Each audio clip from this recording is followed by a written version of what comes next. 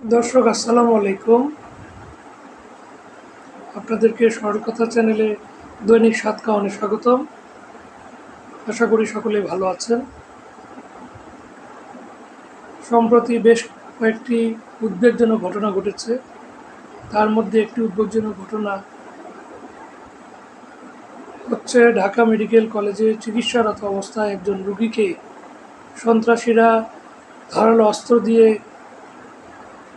কুপিয়ে হত্যা করেছে এবং চিকিৎসকদেরকে সন্ত্রাসী কায়দায় নাজেহাল করা হয়েছে, অপদস্থ করা হয়েছে, তাদেরকে তাদের জীবননাশের হুমকির সম্মুখীন করা হয়েছে এবং হাসপাতালে ব্যাপক ভাঙচুরও হয়েছে।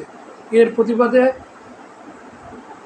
চিকিৎসারত ডাক্তার এবং তাদের সংগঠন প্রতিবাদে আজকে সারাদিন চিকিৎসা সেবা বন্ধ রেখেছিল।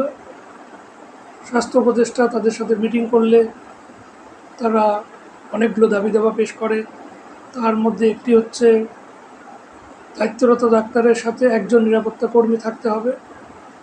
যারা গতকালকের ঘটনা ঘটিয়েছে তাদেরকে আইনের আওতায় নিয়ে আসতে হবে এবং এছাড়াও আরও কিছু গুরুত্বপূর্ণ দাবি তারা উত্থাপন করেছেন এবং তারা আলটিমেটাম দিয়েছেন, যদি একজন চিকিৎসারত ডাক্তার দায়িত্বরত ডাক্তারের সাথে একজন নিরাপত্তা কর্মী না দেওয়া হবে ততক্ষণ পর্যন্ত তারা দায়িত্ব পালন করবেন না।